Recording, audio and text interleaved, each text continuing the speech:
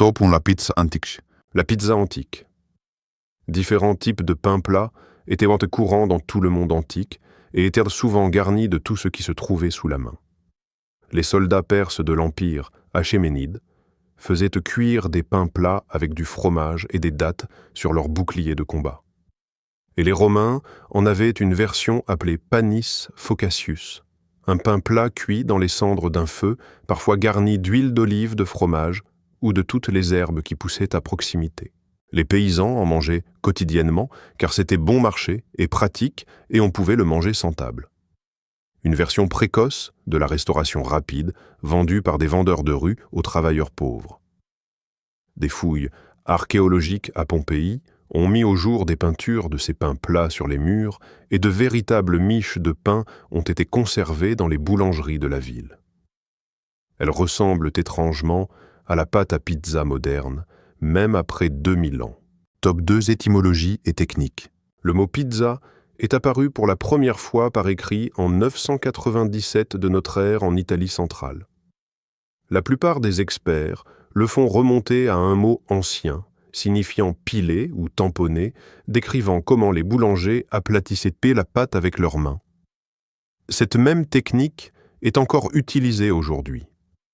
La pizza or rouge, telle que nous la connaissons, n'est devenue possible que lorsque les explorateurs espagnols ont rapporté des tomates d'Amérique en Europe dans les années 1500. Au début, elles étaient traitées plus comme une plante décorative que comme de la nourriture. Une partie du problème résidait dans le fait que les tomates sont apparentées à la belladone, qui est en réalité toxique. Les gens ont donc eu peur de les manger pendant environ 200 ans. Top 3. La révolution napolitaine. Les choses ont fini par changer à Naples.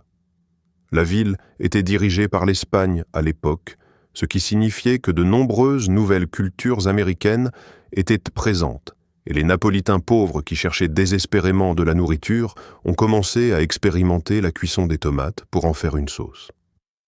Peu de temps après, ils l'étalaient sur leur pain plat et créaient la première véritable pizza.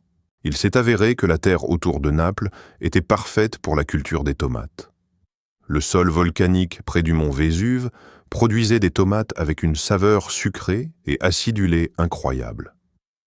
C'est de là que vient la célèbre tomate San Marzano.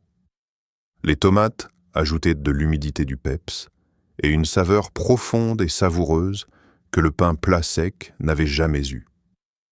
Ces premières pizzas à la tomate étaient généralement garnies d'huile d'origan et d'ail, ce qui est finalement devenu la classique pizza marinara. Top 4. La légende de la margherita. En 1889, la nation italienne nouvellement unifiée avait un roi et une reine, Umberto Ier et Margherita. Ils étaient en visite à Naples, et la reine, qui en aurait eu assez de la cuisine française sophistiquée, qui était la norme pour la royauté européenne, voulut goûter à quelque chose de local. Un pizzaiolo nommé Raffaele Esposito fut appelé pour lui préparer 3 types de pizza. L'une d'entre elles contenait de la tomate de la mozzarella et du basilic frais, rouge, blanc et vert, les couleurs du drapeau italien. La reine l'adora. Esposito la nomma en son honneur la Margherita. Les historiens ont émis des doutes sur cette histoire. Des pizzas similaires existaient avant 1889. La célèbre lettre d'approbation royale est peut-être fausse, mais quoi qu'il en soit, la pizza devenait moins une nourriture pour pauvres et davantage une fierté nationale. Top 5. La grande migration. Entre 1880 et 1914, environ 4 millions d'Italiens ont immigré aux États-Unis. La plupart venaient du sud de Naples, de Sicile et de Calabre. Ils se sont installés dans des enclaves urbaines denses comme la Little Italy de New York, où ils ont cherché à recréer le confort de leur foyer à travers leur cuisine traditionnelle. La pizza est apparue naturellement. Au début, c'était une nourriture communautaire consommée par les immigrants italiens dans les quartiers italiens. La première pizzeria américaine documentée est celle de Lombardie qui a ouvert ses portes à New York en 1905. Gennaro Lombardi vendait des pizzas dans une épicerie de Spring Street et a fini par en faire son propre établissement. Top 6, les adaptations américaines. Les premières pizzerias américaines ont commencé à modifier la recette assez rapidement. À Naples, la pizza était cuite dans des fours à bois. Mais dans le nord-est industriel, le charbon était bien plus facile à obtenir, c'est donc ce qu'ils ont utilisé. Les pizzas cuites au charbon ont fini par avoir une croûte plus croustillante, plus sèche et plus fumée que le style napolitain original. Le fromage a également changé. La mozzarella de Bufflone était difficile à trouver en Amérique. Les boulangers utilisaient donc simplement de la mozzarella de lait de vache ordinaire à la place. Au fil du temps, ce changement a conduit à la mozzarella râpée à faible taux d'humidité que l'on voit sur la pizza américaine aujourd'hui. Top 7, le boom de l'après-guerre. Malgré sa présence dans les grandes villes, la pizza est restée une nourriture ethnique régionale pendant les 4 premières décennies du XXe siècle. Elle était largement inconnue du grand public américain, mais cela a radicalement changé après la Seconde Guerre mondiale. Des centaines de milliers de soldats américains sont passés par l'Italie pendant la guerre. Ils en avaient assez de leurs rations militaires ennuyeuses et sont tombés amoureux des pizzas simples, chaudes et savoureuses qu'ils ont découvertes dans les villes qu'ils ont libérées. À leur retour, les pizzerias qui fonctionnaient discrètement dans les quartiers italiens ont soudainement commencé à recevoir des dizaines de clients qui n'étaient vraiment pas italiens. Au même moment, l'Amérique entrait dans le boom de l'après-guerre. Les gens déménageaient en main vers les banlieues. Ils avaient un peu plus d'argent. Ils sortaient davantage pour manger et cherchaient quelque chose de sympa, d'abordable et de social. Dans les années 1950, il y avait des pizzerias dans des endroits qui n'avaient pratiquement aucune population italo-américaine. Top 8, l'ère des chaînes. Dans les années 1950 et 1960, les chaînes de pizzeria ont commencé à se développer rapidement. La première grande chaîne de pizza a été Pizza Hut, fondée à Wichita, au Kansas, en 1958 par 2 frères, Dan et Frank Carney, grâce à un prêt de $600 de leur mère.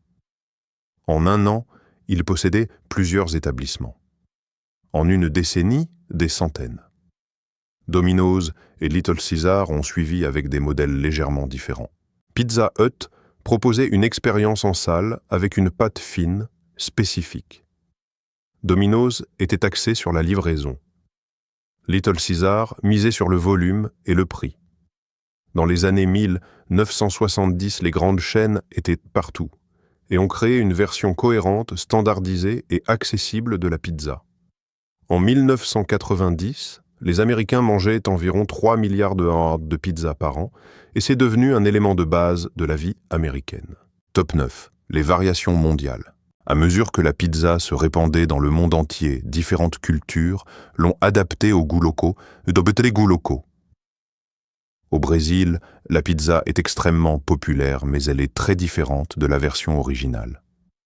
Les pizzas brésiliennes sont connues pour leurs pâtes extrêmement fines et l'abondance de garnitures variées. Il n'est pas rare de trouver des pizzas garnies de maïs, de petits pois d'œufs durs ou même de purée de pommes de terre.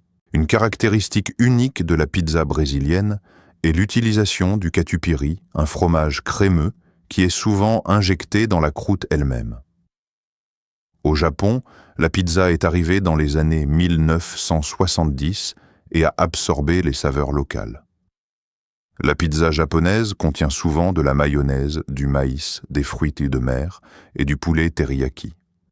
Le natto, ces graines de soja fermentées à l'odeur forte, est également apparu comme garniture.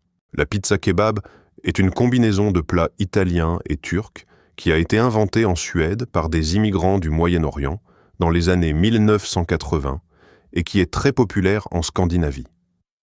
Parce que la structure de base d'une pizza, un pain plat avec des garnitures, est si polyvalente, presque chaque pays a ses propres saveurs locales et préférences alimentaires. Ce processus est souvent appelé glocalisation. Top 10, la part moderne. La pizza est l'un des aliments les plus consommés dans le monde moderne. Il y a des restaurants de pizza dans presque tous les pays, et la pizza surgelée est une industrie de plusieurs milliards de dollars à elle seule. Aujourd'hui, la pizza va de la part à $1 dans les grandes villes aux versions gastronomiques haut de gamme garnies de truffes de miel, pimentées et de burrata. Les applications de commande et de livraison en ligne ont rendu les choses plus faciles que jamais grâce au système de suivi et à la livraison rapide. Un autre grand changement est la personnalisation. Les chaînes de pizza personnalisées permettent aux clients de choisir chaque garniture et de la regarder cuire en quelques minutes. À partir des années 2000, les petites pizzerias ont commencé à se concentrer sur des pâtes à fermentation longue, de la farine de haute qualité et des tomates italiennes importées. De nombreux styles régionaux comme la pizza de style Détroit, cuite dans des plats en acier avec des bords en fromage croustillants, sont devenus à la mode bien au-delà du Michigan. Même la pizza romaine al taglio, vendue au carré et coupée au ciseau, a commencé à apparaître sur de nouveaux marchés. L'Asie a connu la croissance la plus rapide des ventes de pizza dans le monde au cours des 20 dernières années, avec des variantes régionales uniques comme des garnitures aux fruits de mer et de nouvelles combinaisons de fromages. Domino's, par exemple, prévoyait en 2024 de doubler son nombre de magasins en Inde, passant de 2000 à 4000 établissements en quelques années. 93% des Américains mangent au moins une pizza par mois, la moyenne la plus élevée de la planète. La pizza est passée d'un aliment de rue napolitain à l'une des plus grandes industries alimentaires de la Terre. Si ce voyage à travers l'histoire de la part préférée au monde a changé votre regard sur votre prochaine livraison, n'oubliez pas de vous abonner et d'aimer la chaîne. Nous découvrons les histoires culinaires qui ont façonné notre monde. Nourrissons l'avenir ensemble. Le prochain trésor historique sera servi bientôt.